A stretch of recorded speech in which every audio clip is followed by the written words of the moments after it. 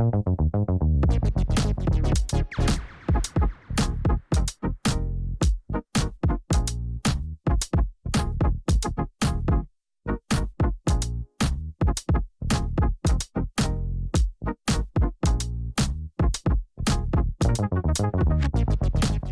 buenas tardes, ¿cómo están? Bienvenidos a un nuevo encuentro de nuestros webinar, hoy lunes 19 horas.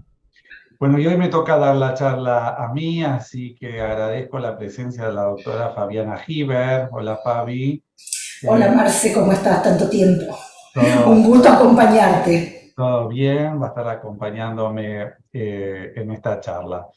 Bueno, para los que son nuevos en nuestras charlas webinar, aquí abajo va a aparecer un link donde hay un email donde ustedes pueden mandar después un mensaje y así después recibir las preguntas Choice y así obtener el certificado de asistencia a nuestro webinar.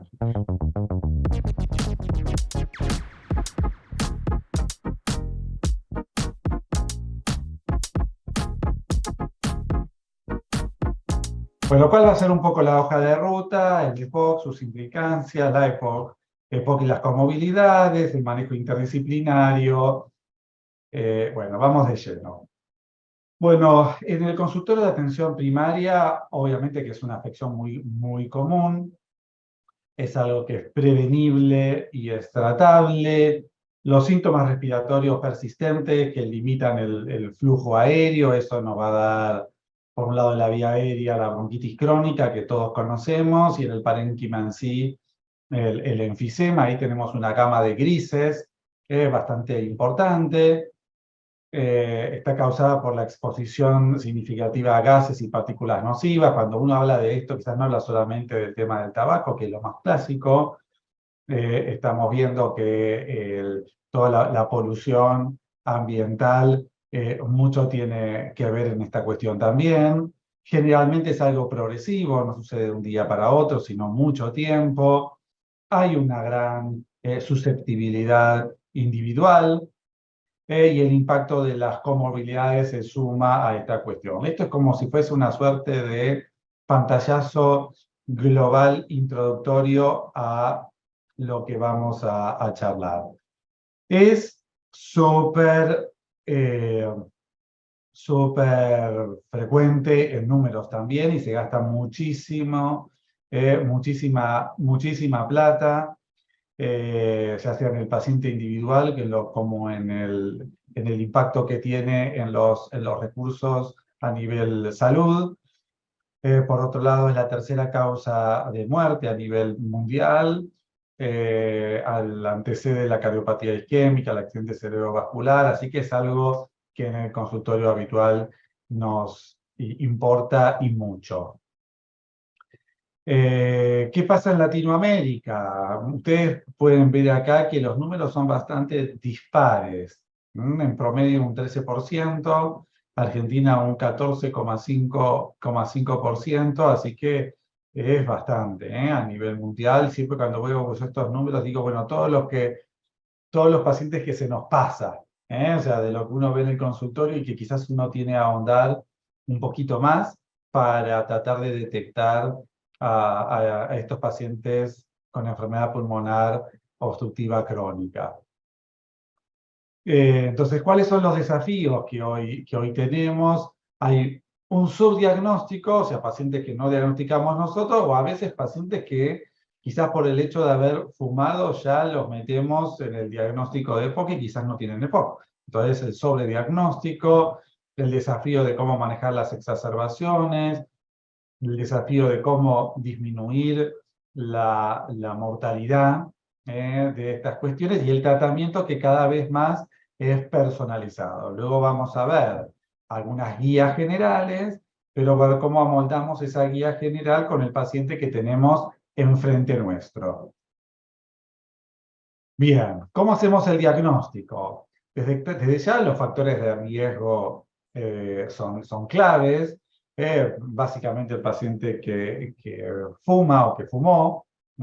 Después los que estuvieron con algunas enfermedades laborales, en ambientes con mucho humo y, bueno, obviamente que también uno lo tiene en mente. Quizás es más difícil en los pacientes nuestros adultos mayores, los que tengan déficit de alfa-1 antitrypsina, pero este quizás va por otro carril, no tanto en la charla de hoy, que va más a lo clásico. Por otro lado, los síntomas del paciente. De allá, que de ahí en más, que pedimos luego una espirometría para tratar de hacer el diagnóstico de EPOC. Entonces, en definitiva, ahora vamos a ver cuáles son los síntomas, pero los factores de riesgo, síntomas, espirometría, es cosa sencilla para hacer el diagnóstico de EPOC. No necesitamos gran cuestión.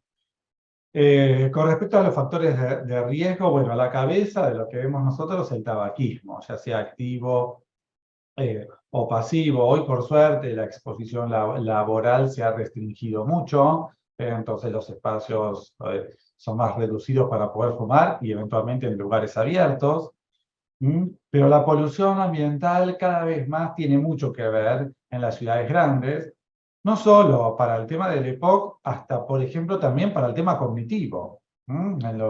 La polución ambiental, ya estos son unos artículos recientes de estos últimos par de años, donde hasta en eso también la polución ambiental es dañina.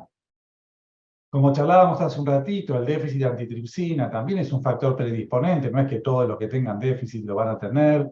El nivel socioeconómico bajo, el sexo femenino también pasa a ser un factor predisponente. ¿Qué situación pasó en la infancia? Los que tuvieron bajo peso al nacer, los que tuvieron infecciones a repetición respiratorias importantes cuando fueron chiquitos, cuando fuimos chiquitos, también eso tiene un gran impacto en estas cuestiones. Ni que hablar el asma bronquial, los que tuvieron antecedentes de asma bronquial, y ahí hay como una suerte de superposición. Algo de esto tocamos en la charla con el doctor Zunino este año, la primera que a él lo tuvimos presente, que a veces es difícil el diagnóstico por esta superposición entre asma y EPOC. Los que tuvieron infecciones respiratorias recurrentes, bueno, y desde ya el enfisema en una radiografía, una imagen de tórax, también son factores de riesgo, obviamente, para esto de EPOC.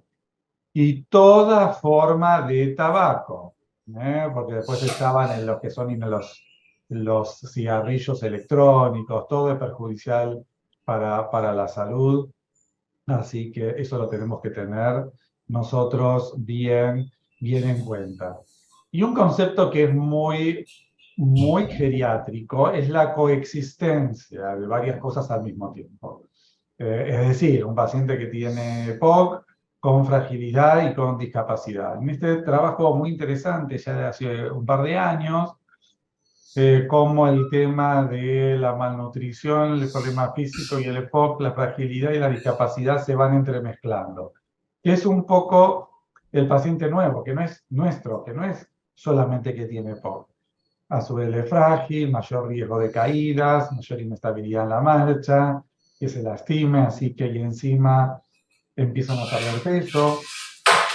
Entonces, digámoslo desde este enfoque totalmente integral como lo vemos nosotros. O sea, no tiene solamente enfermedad pulmonar obstructiva crónica, que quizás pueda ser más el paciente puro que vean los especialistas, pero nosotros lo vemos en este contexto totalmente abarcativo.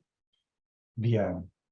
Y es interesante acá que en esto de lo abarcativo entra en la función cognitiva también, y que esto va de la mano con también fallas en las actividades de la vida diaria. En este trabajo interesante, como los exfumadores con enfermedad pulmonar obstructiva crónica presentaron más dificultades que los que no tenían EPOC en las actividades de las actividades de la vida diaria, y a su vez, el trastorno de la memoria también está dando vueltas en estas cuestiones que a su vez trae mayores trastornos en las actividades de la vida diaria. Entonces, como una cosa se va potenciando a la otra.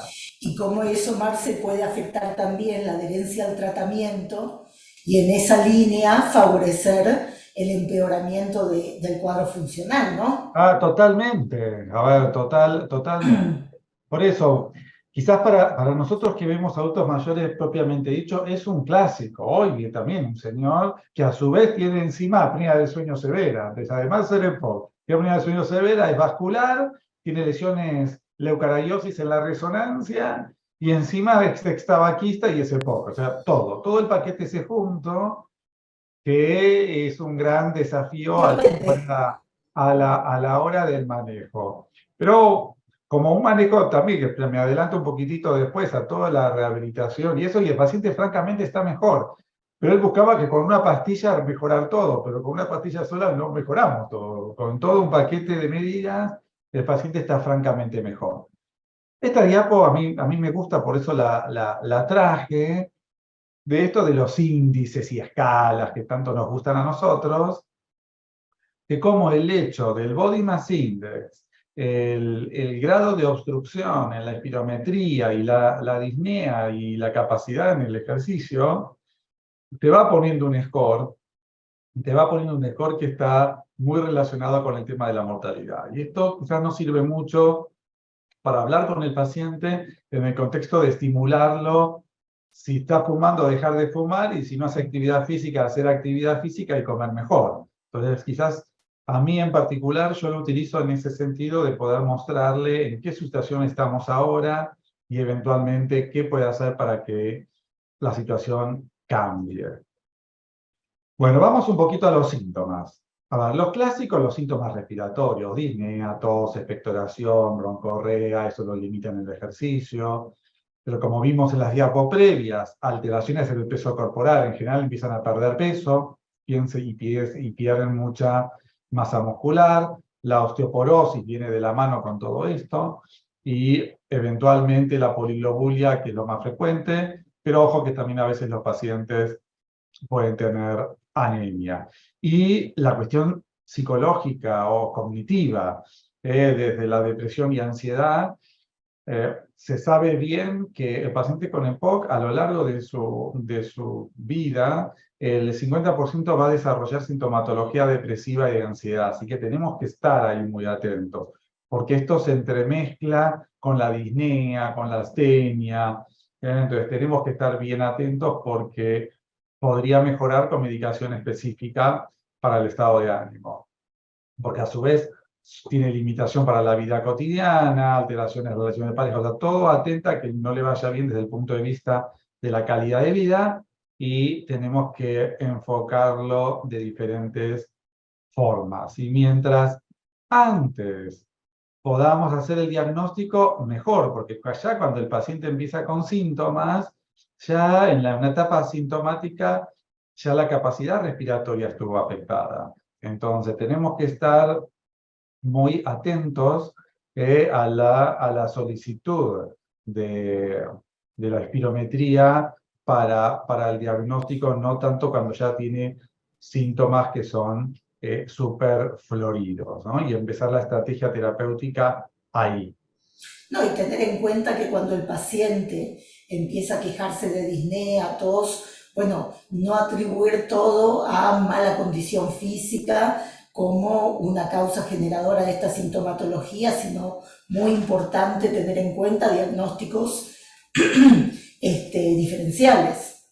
Bueno, obvio, a ver, el decondicionamiento, que es muy frecuente de ver en los adultos mayores porque están más sedentarios, ni que hablar en la época pandemia, lo que fue, ¿no? Entonces, se van entremezclando. O sea, el decondicionamiento, básicamente, casi uno lo maneja como un diagnóstico de exclusión. O sea, vos descartaste patología cardiovascular, por decir algo, y para llegar ahí después a ese diagnóstico.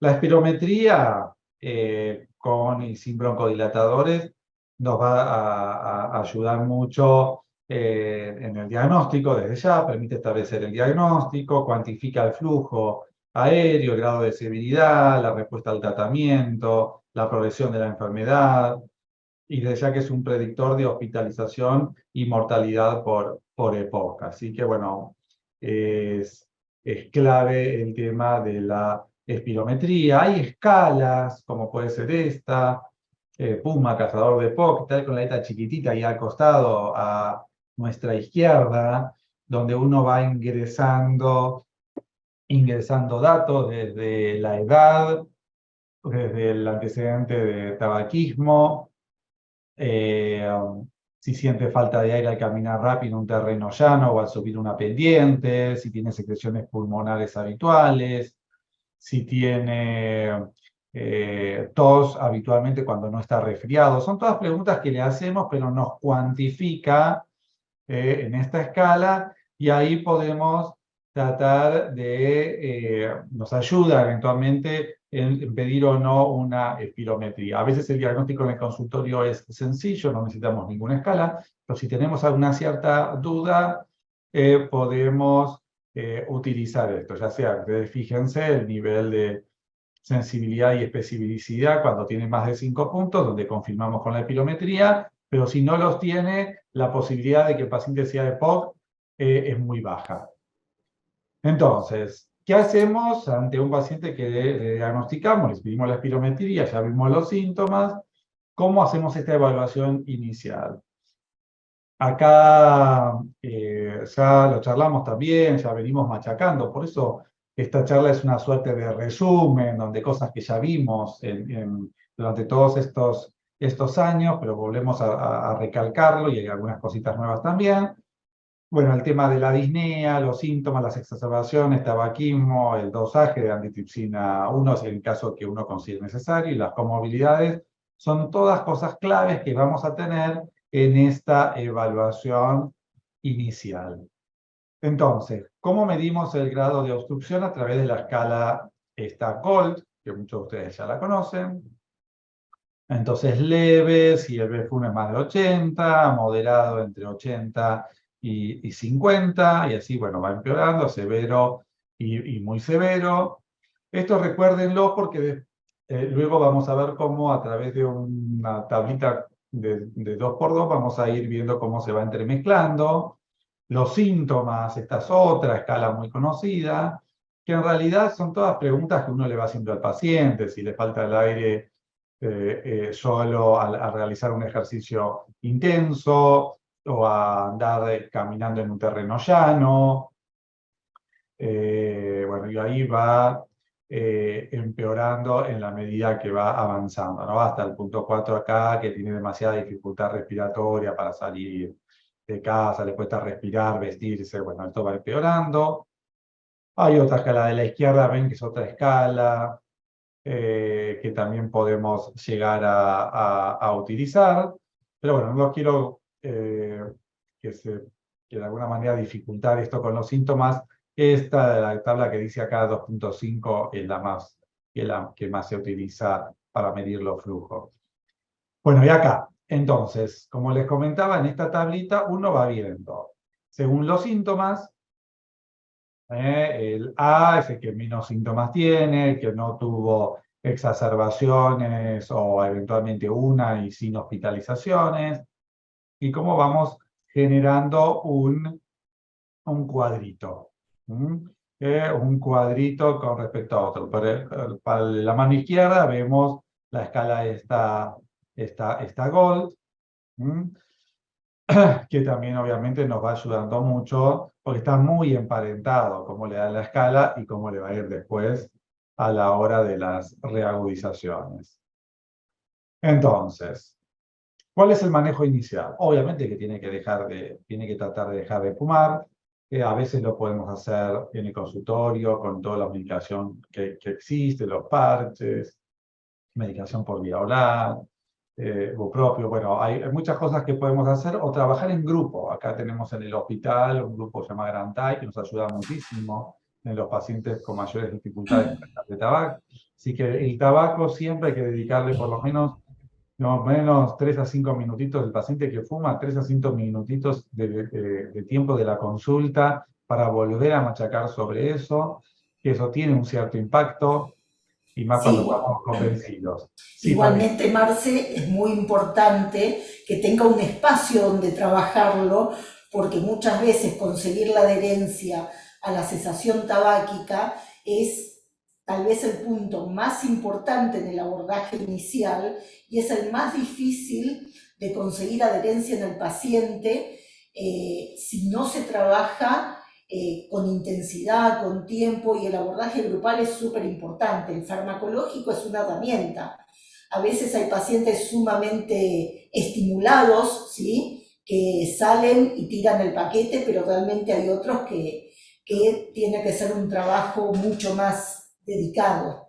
Sí, generar la adherencia al cambio no es fácil habitualmente, pero bueno, el tema es que nosotros recordar esto, que ya se sabe hace mucho tiempo, de nuestra persistencia e insistencia en la consulta cotidiana. Esto por un lado.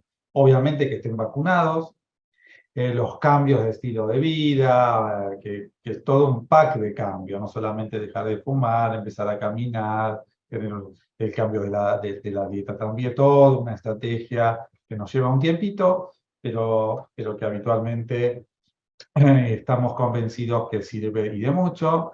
El tratamiento farmacológico inicial, la educación para el automanejo, manejo de la comorbilidad. Bueno, un poco de lo que vamos a charlar ahora. Eh, bueno, esto salió una guía de la Sociedad Americana de Geriatría sobre la planificación anticipada de la atención, el marco de apoyo para el cuidado de los adultos mayores con EPOC. Yo lo puse acá, lo pueden buscar, me parece que está interesante como algo extra para después ahondar a los que más les interesa este tema. El objetivo del tratamiento va a estar puesto, por un lado, en reducir síntomas, aliviarlos, mejorar la tolerancia al ejercicio y el estado de salud, y por el otro lado, reducir los riesgos para evitar la progresión, prevenir y tratar las exacerbaciones y reducir la mortalidad. ¿Mm? Son los dos pilares. Y acá, como siempre les digo, es un abanico de cosas. Actividad física, vacunas, educación, automanejo, soporte nutricional, eventualmente si lo requiere el oxígeno, o ventilación invasiva, eventualmente alguna cuestión quirúrgica en particular, cuidados paliativos, sedación tabáquica. Bueno, todo esto lo tenemos que poner. Por eso el trabajo con respecto al tema del EPOC es un trabajo interdisciplinario. ¿Mm? Ya lo vamos a ver también en un ratito más. Y ya llegando al tema del tratamiento en sí, desde el punto de vista farmacológico, a diferencia, revean la charla de Zunino de este año de asma, donde empezamos ya rápidamente con los corticoides. Hoy por hoy en el asma, corticoides y broncodilatadores van juntos. O sea, ya no va más solamente un broncodilatador de vida media corta, sino de vida media larga asociado a un corticoide.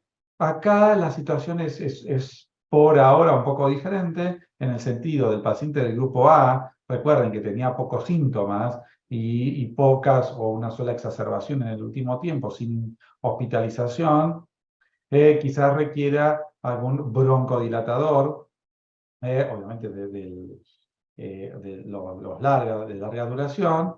Ya entrando, si el paciente tiene un poco más de síntomas, acá están las siglas, el agonista adrenérgico de acción larga o el antimuscarínico. Yo personalmente me gustan más los antimuscarínicos en el contexto de ese paciente que quizás no tiene tan problema desde el punto de vista cardiológico o cognitivo, por más que la absorción es mínima, pero lo va a tener que usar probablemente por un tiempo mayor. Y después, fíjense, después ya en un grupo C, ahí entra sí los muscarínicos de lleno, los antimuscarínicos, y recién los corticoides entran en una etapa posterior, donde ahí entran los corticoides, donde ahí va a estar sujeto si el paciente tiene eosinófilos altos, más de 300, y obviamente si tiene muy sintomático que no pudimos con medicación previa llegar a este estadio. Pero bueno, ¿cómo vamos escalando de a poco? Obviamente después están los gustos de cada uno de nosotros en qué medicación uno va a utilizar, pero de manera general uno va ajustando, revisando y evaluando los tres pilares del tratamiento.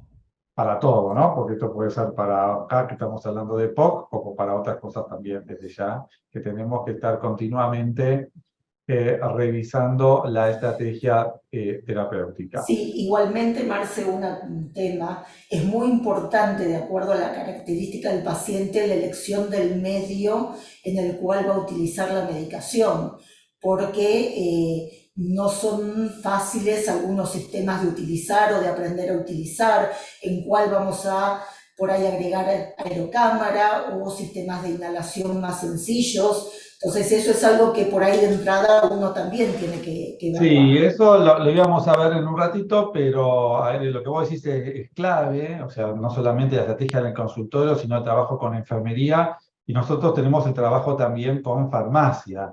Después va a aparecer una diapositiva donde los va a llevar a una charla del año pasado, donde farmacia entró de lleno en cómo utilizar los aparatos y cómo hacer el chequeo de cómo está utilizando cada vez que el paciente o eventualmente su familiar va a comprar la medicación. Es una muy buena estrategia cuando compra la medicación rechequear cómo está utilizando, para que a veces no va al paciente, sino va a algún familiar, pero en general tratar es un paso más para rechequear la cuestión.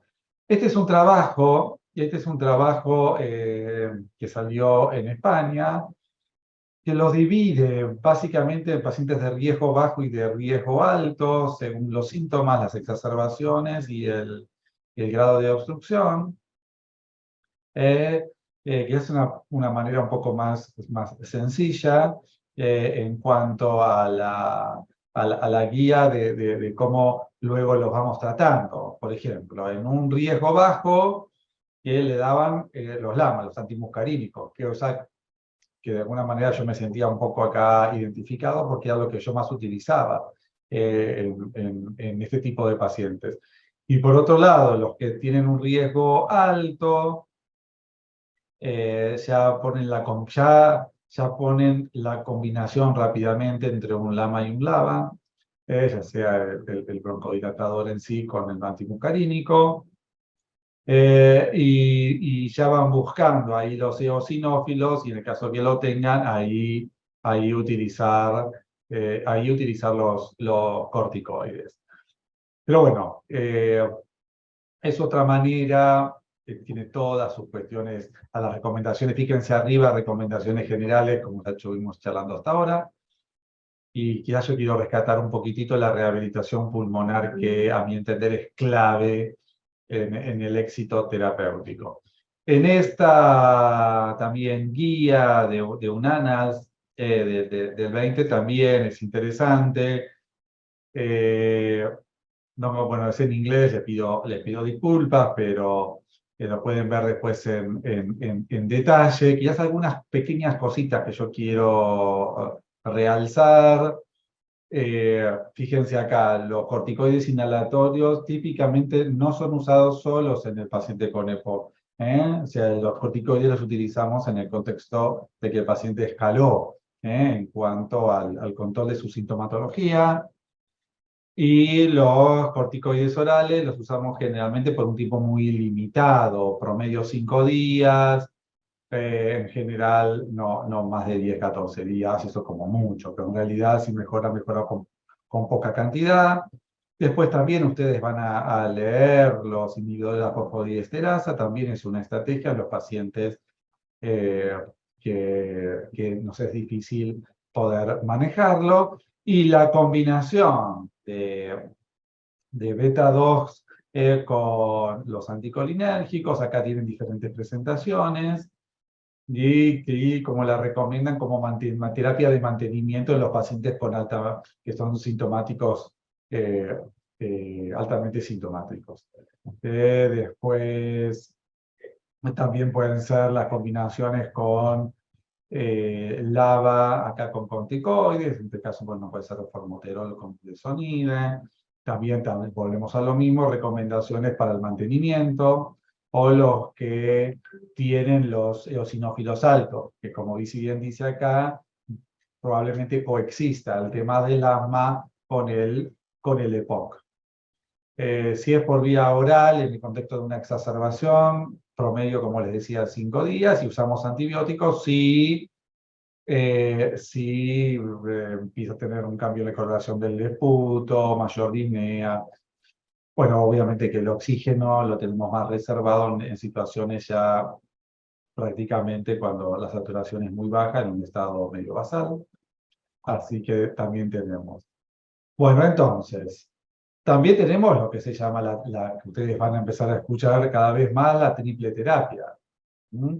O sea, que el paciente tiene una doble broncodilatación, un LAMA y un LABA, y también puede tener un corticoide para tratar de ir reduciendo las exacerbaciones. Este es un trabajo de hace un par de años atrás, donde vamos viendo que también hay toda una tendencia a usarlos en los pacientes que tienen un diagnóstico más reciente. O sea, lo que vimos hasta ahora fueron las guías generales, esto es un poquitito más, quizás lo que se está viniendo próximamente es lo más probable. Como charlábamos de las estrategias, de cómo del uso de los aparatos, esto lo tenemos que ir charlando prácticamente en cada consulta, cómo lo está utilizando, y utilizar al resto de los integrantes del equipo de salud. Obviamente que hay que lavar el aparato, hay todo, no solamente cómo utilizarlo, sino cómo hacer la higiene del aparato luego de cada uso. Es muy importante. Bueno, acá está, les dejo que quedó la charla grabada, esto fue del 10 de agosto del año pasado. El uso adecuado de los dispositivos inhalatorios, que lo dieron las farmacéuticas que trabajan con nosotros, así que para que lo vean. ¿Cuál elegimos el mejor aparato o dispositivo que elegimos con estos pacientes? Pero nosotros tenemos que ir viendo más en detalle, pero en general los que pueden aspirar, aunque sea que no tienen un estado avanzado de su deterioro de la función pulmonar, pueden usar los que son esos dispositivos con las cápsulas inhalatorias, los pueden utilizar perfectamente. Y en definitiva, y ya para ir terminando, cómo generar el vínculo y la comunicación, que te cuente las dificultades que tienen. El tema de la rehabilitación pulmonar es clave, ya desde un manejo prácticamente inicial.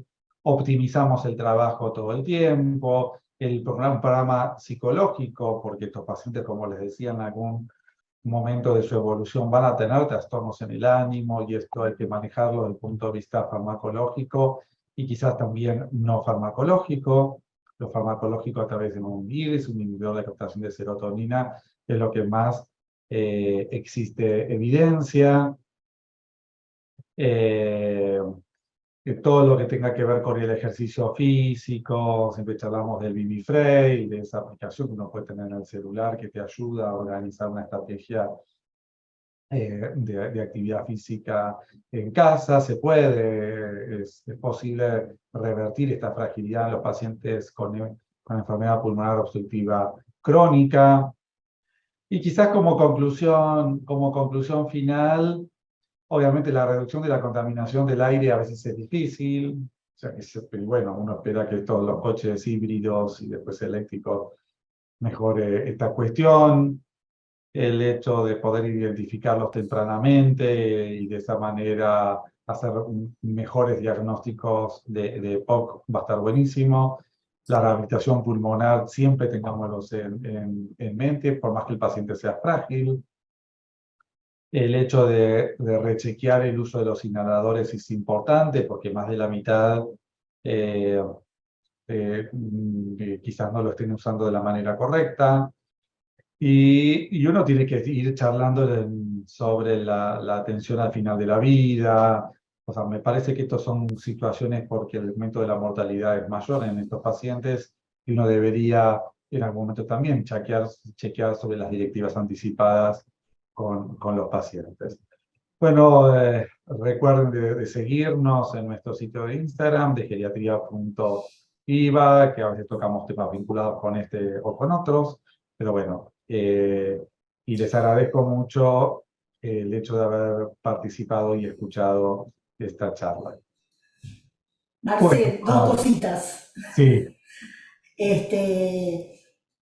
No, simplemente agregar que es muy importante darle al paciente pautas para el autocuidado y el automanejo ante el empeoramiento inicial de la sintomatología, o sea, para que ellos puedan saber cómo manejarse ante un cuadro de resfrío, de aumento de la sintomatología, y en base a eso, bueno, tratar de favorecer y de disminuir el acceso a las guardias, donde sabemos que en épocas de reagudización muchas veces termina siendo mayor perjuicio que beneficio. Pero la verdad que me encantó, buenísima tu charla, y esto de poder estratificar con herramientas tan sencillas la atención del paciente creo que es una herramienta fundamental y para el bolsillo de tanto el clínico como el geriatra en consultorio. Así que buenísimo, muchas gracias. Bueno, gracias a vos, Fabi, por estar hoy aquí con nosotros. Bueno, hagan las preguntas o comentarios que quieran, que los vamos a ir contestando. Y también las preguntas, bueno, acá va a aparecer de nuevo en el Zócalo el email donde enviar después un mensajito para luego recibir las preguntitas choice y así obtener el certificado. Así que bueno, los esperamos la semana que viene, el próximo lunes a las 19, con un nuevo capítulo de nuestro webinar. Chao, chao. Chao, gracias.